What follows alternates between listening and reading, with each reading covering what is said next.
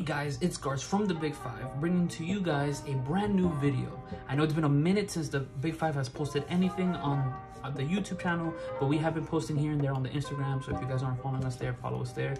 Any pulls that we've been doing, we post it there so you guys can see. But today I'm going to bring to you a deck profile, Phantom Knights, that I took to a recent tourney at Gamerschoice here. I was able to top 10th out of, I think it was more than 70 people. We played 7 rounds, and honestly, I was really surprised at how well the deck played. I was between this deck and Ignister, Zombie Eldritch, and a few other decks that I run. But for the past week, I was play testing with Stevo, Anthony, Datum, and I said, you know what? Let me take this deck, see how it goes, and see honestly how well it does against different other decks and stuff like that. But honestly, that was the first tourney that the entire Big Five group was able to attend. Honestly, it was a great feeling, all 5 of us pulling up, experiencing the tourney setting all together. Technically it was the 2nd tourney for some of us and the 3rd for Anthony, but it was the first time that all 5 of us were able to pull up.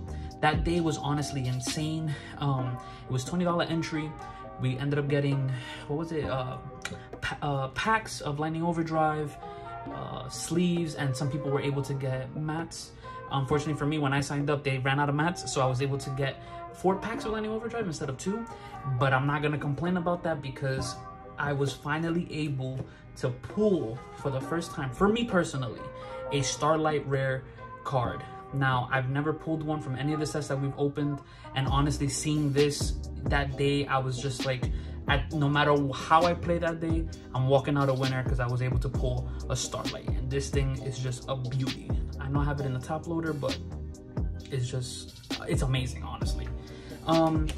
But without further ado, I'm just gonna jump straight into the deck profile, show you guys what I ran. I'm gonna show you my extra deck, my main, and my side, and just let me know in the comments below what you guys think.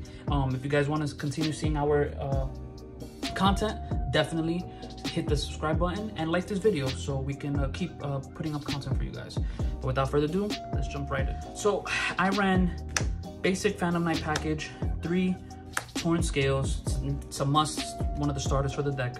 I ran 2 ancient cloaks, 3 silent boots, 1 ragged gloves, and 1 stained greaves. Now, this is like pretty much your basic Phantom Knight package. Honestly, when Torn Scales came out, the deck just got so much better. The ability to discard for cost and then send, no matter what you end up discarding, especially if it's one of your PK cards, you're chilling because you can just, even if he gets negated, you still got extra plays in the graveyard. I also played 3 tour guides. It's another starter for the deck. Honestly, level 3 normal summons, let you special summon from the deck another level 3 feed monster. So honestly, it's phenomenal. I also run Seer and Graph. That's the cards that you end up searching and special summoning off of tour guide, so you can go into your Tribini plays and just go off from there. My extenders, the honorable PK is Kagamucha Knight. I not only have 2 secrets and 1 common, but honestly, this card is amazing, especially when you open it with any of your cards. Literally, you normal summon a level 3, you get to special summon this. It's honestly amazing, especially let's say if you open it up with tour guide, chain block tour guide's effect so it doesn't get ashed, and you're literally going into plays that way. Other extenders, Psychic Wielder, Psychic Tracker, Danger Jackalope, and Danger Tsuchinoko. Honestly, again, PK cards have effects on field and grave. Most of the time you want them to be in the grave, so running the Danger package honestly really helps. Also level 3, so you can go into your rank, your XYZ plays, and also be able to use your other extenders to go off. So for example, Psychic Tracker, you need another level 3 to be able to special summon it, so it works out perfect. Psychic Wielder, same thing. And then the only monster hand trap that I run in the deck is basic Ash Blossom. You have to run it. Honestly, I feel like it hits every deck. It doesn't matter what you play, it's gonna automatically, if you have the opportunity to hit something, Ash Blossom usually gets the job done. Then of course, being that PK honestly doesn't really have back row removal slash, well, sorry, it does have back row removal, it just doesn't have back row negate. So I played the Dragoon package because honestly, I can set up a lot of monster negates, but if my opponent tries to Lightning Storm, Harpy's Feather Dust in my back row, or any spell or trap, I don't have anything to really stop it. So Dragoon on board is literally what helps me block that from happening.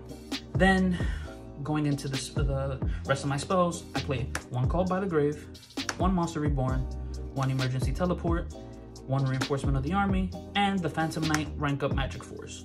So of course, one of those Called by the Grave. So if you get hand trapped, negate it. Monster Reborn, excellent extender. Emergency Teleport, also excellent extender. Reinforcement of the Army lets you add 1 of your PK cards, or even Kagemusha Knight. Even if you open up all your PK cards in your hand, but you need that Kagemusha Knight so you can extend a little further, Reinforcement of the Army. And then Phantom Knight's rank up Magic Force is honestly one of the best cards. The ability to be able to rank up on your opponent's turn utilizing XYZ you control and have Rusty effect to pop is honestly amazing, and it helped me out so much. Moving on to the traps, I played 3 Fog Blades. Dude, this trap is honestly, it was such a lifesaver.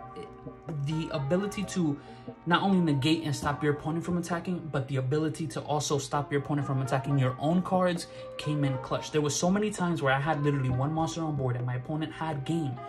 I just Fog Blade my own monster. My opponent couldn't kill me that turn because they couldn't attack my monster. Honestly, Fog Blade is such a clutch card, and then the ability that when it hits the graveyard, you banish the special summon a PK monster from the graveyard is honestly, this card is amazing. And then the other Phantom Knight card I play is Phantom Knight Sword. Same, I don't really use it for its main effect on field, but more of its special summon ability from when you banish it from the grave. Then my last hand trap that I ran, of course, Infinite Impermanence. Such a great card. Literally, you can use it on your opponent's turn. You can use it on your turn. It's just it's a really good card. Your opponent can't triple tease you. Your opponent can't call by the grave you. So it's a great card to utilize. Honestly, I think in the current meta. Now moving on to the extra deck, I played Verte Anaconda, of course, for the Dragoon, Nightmare Phoenix, back row removal. Like I said, this deck struggles with that, but with Nightmare Phoenix, it came in clutch. Nightmare Unicorn also helps with back row removal, and anything on board that you just can't really deal with, just send back to the deck. Cherbini, also another great extender.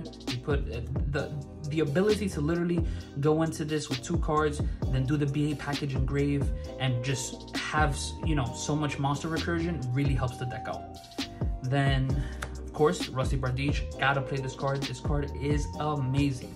The ability to pop a card on your turn and then pop a card on your opponent's turn based off of XYZ's monster being summoned on it, the zone that it points to, is amazing. This helped me out so much, getting rid of things that, you know, my opponent was trying to utilize to move forward into the game, and just amazing. Of course, Appaloosa, you run a lot of monsters that you can special summon. Literally, just you can flood the field with monsters, go into Appaloosa, and protect yourself from being hit with any monster negates, whether it's from the hand or on the field. And then one little tech that I played that honestly came in clutch was Underworld Goddess of the Closed World. Now, again, the same thing. You run so many monsters that can just be special summoned. You can flood the field. If your opponent has a monster that you can't deal with, just tribute it off and use Goddess. You have 4 monsters plus your opponent's monster, whether it's Dragoon, Avermax, Access Code, whatever boss monster you're going up against, Goddess will definitely help you get it off field. So this card really came in clutch for me. It helped me in so many duels. I would highly recommend it. Now going into the XYZs, I run 2 Phantom Knight Break Swords, another great card. Using Rusty's effect to pop this, special summon 2 PK monsters from the grave, and then go into a rank 4 honestly helps whether you go first or second, and I'll tell you why in a bit. I ran 1 Levier. If I need a little extender, use its effect to bring back one of my PK monsters or any other of my banished monsters that are level 4 or lower, special summon it to the field so I can continue going off that way. Now, I played Dark Rebellion and Dark Requiem XYZ Dragon. Now, these 2 cards, honestly, when you go first with this deck, you utilize Breaksword's effect to go into a rank 4. You go into Dark Rebellion, you have the set rank up Magic Force, and on your opponent's turn, you bring out Dark Requiem, you have 3 monster negate and pops with this card. That is phenomenal. Technically, you would have 4 pops if you think about it, because once you summon this out under Rusty, you get a pop on the summon. And the 3 negates just helps you out so much. And again, it removes your opponent's monster on the field. So, and another thing about this card, it lets you special summon an XYZ monster from the graveyard. A lot of people don't remember that, but literally when you get to pop a card, when you negate the effect and pop a card, you can summon back Breaksword or the Leviathan, any XYZ. It doesn't necessarily have to be a dark one. It doesn't have to be a level 4 or level 5 or level 3. It could be any XYZ monster you have in the graveyard. The other package that I run is Raider's Knight and Arc Rebellion. So Dark Rebellion and Dark Requiem is if you're going first, and Raider's Knight and Arc Rebellion is if you're going second.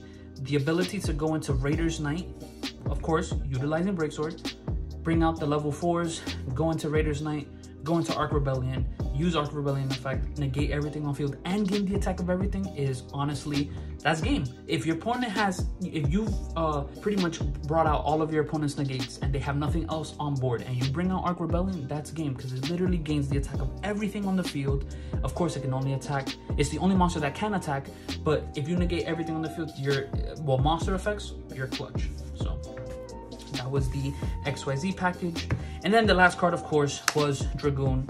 Like I said, I know a lot of people don't like this card, but again, it's being used. It's a broken card. You gotta use it, honestly. It helps so much.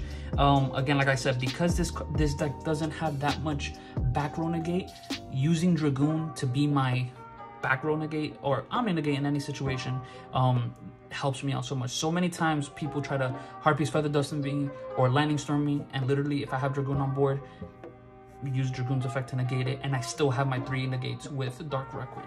So honestly, very good extra deck. Now for the side, you know, I made it based off of what I thought I was going to utilize. Again, this deck, when it comes to siding out, it depends on the matchup. You really don't have that many flex spots to take cards in and out. But again, you know, you can figure it out based off of, you know, what deck you go up against. But pretty much, I know the ratios are going to be a little off. I, for some reason, personally like running 2, but that's just me. So I run 2 Artifact Lancia.